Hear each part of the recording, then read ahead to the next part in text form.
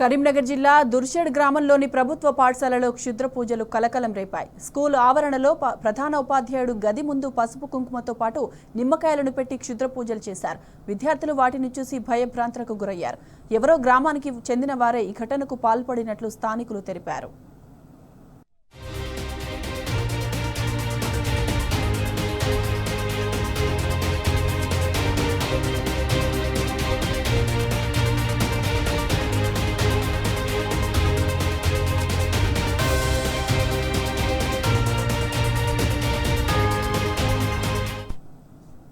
కరీంనగర్ జిల్లా దుర్షేడ్ గ్రామంలోని ప్రభుత్వ పాఠశాలలో క్షుద్ర పూజలు కలకలం రేపాయి. స్కూలు ఆవరణలో ప్రధాన ఉపాధ్యాయుడు గది ముందు పసుపు కుంకుమతో పాటు నిమ్మకాయలను పెట్టి క్షుద్ర పూజలు చేశారు.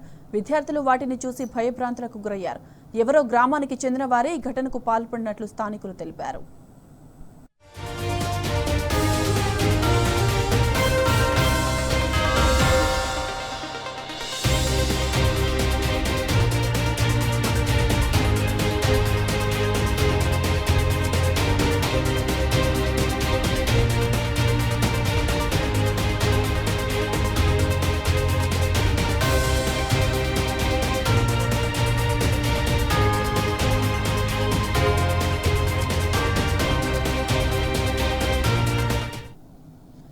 కరీంనగర్ జిల్లా దుర్షేడ్ గ్రామంకు సంబంధించిన బ్రేకింగ్ చూస్తున్నాం. కరీంనగర్ జిల్లా దుర్షేడ్ గ్రామంలోని ప్రభుత్వ పాఠశాలలో క్షుద్ర పూజలు కలకలం రేపాయి.